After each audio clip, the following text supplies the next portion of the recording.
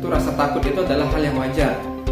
Nah, yang jadi masalah adalah ketika kita mendiamkan rasa takut itu. Nah, itu yang penting.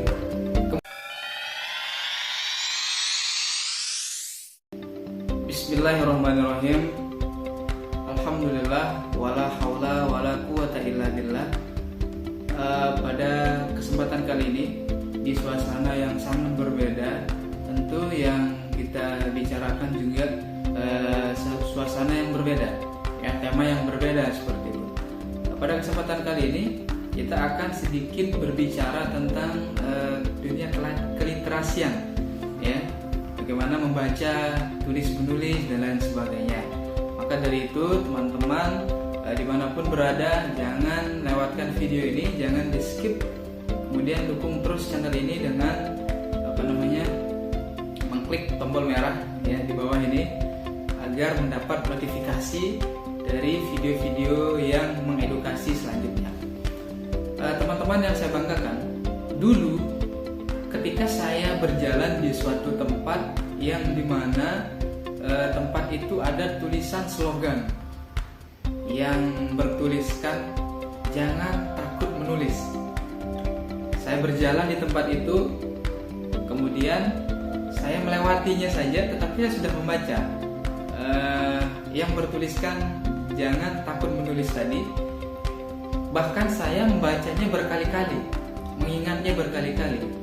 Secara tidak langsung, tulisan itu mengajak saya berbicara, menegur saya, menyapa saya bahwa ada suatu perintah ataupun permintaan seperti itu, apa yang diharapkan oleh slogan itu, jangan takut menulis, mengisyaratkan bahwa kita ini jangan takut menulis apa saja, tentu tulisan yang positif agar nanti bisa mengedukasi, memberikan motivasi seperti itu. Bagi seorang penulis tentu rasa takut dalam menulis ini adalah suatu hal yang wajar, menjadi background awal lah, rasa yang pertama, ya, rasa ketakutan dalam menulis bagi seorang pemula. Tetapi itu sebenarnya bagi saya bukan suatu masalah. Masalah terbesar adalah ketika rasa takut menulis itu kita rasakan, kemudian kita nyaman dengan suasana itu, kemudian kita tidak mencari solusi bagaimana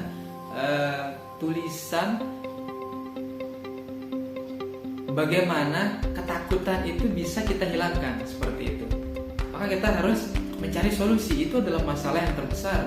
Ketika kita nyaman, ketika tidak mencari solusi, itu adalah masalah terbesar. Maka dalam hal tulis menulis, tentu rasa takut itu adalah hal yang wajar. Nah, yang jadi masalah adalah ketika kita mendiamkan rasa takut itu. Nah, itu yang penting.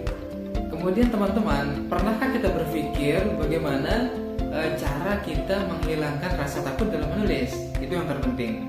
Kemudian, pernahkah kita mencari suatu solusi atau mencari suatu kebiasaan yang dimana kebiasaan ini bisa membiasakan kita terlebih dalam ketakutan menulis tadi? Nah, teman-teman ini harus berusaha semaksimal mungkin bagaimana menghilangkan rasa takut itu. Pernahkah kita mencoba segala cara untuk menghilangkan rasa takut itu? Nah, itu yang terpenting.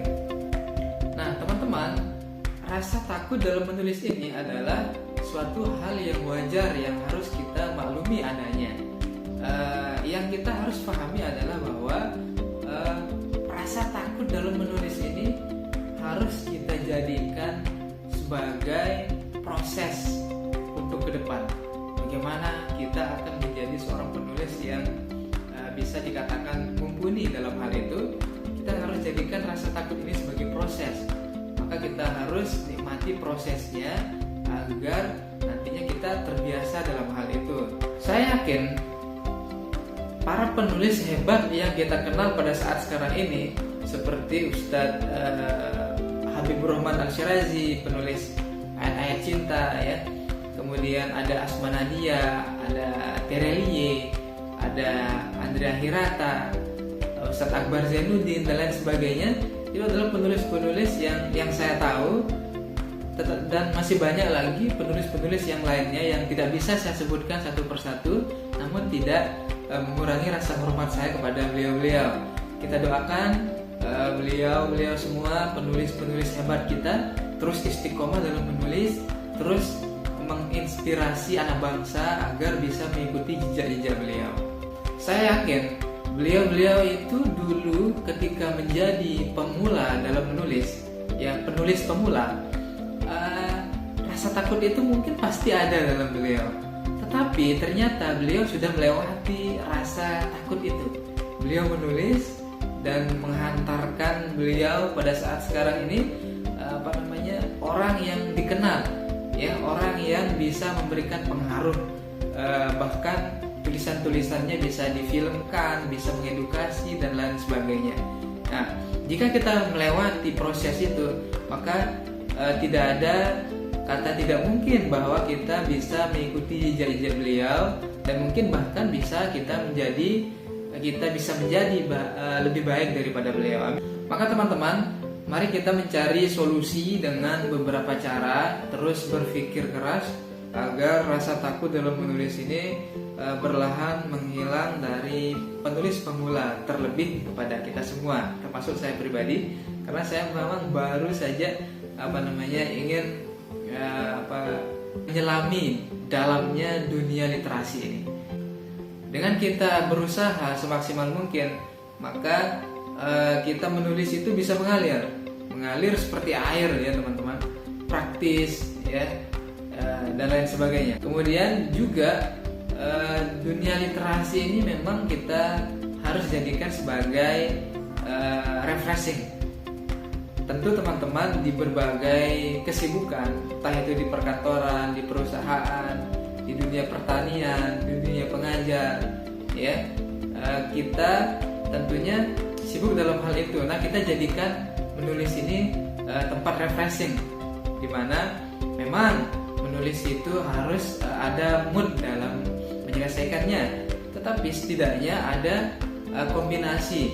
Kita kondisikan agar bagaimana suasana yang kita alami itu bisa kita tambahkan, kita jadikan bumbu-bumbu untuk meracik tulisan itu bisa lebih menarik seperti itu.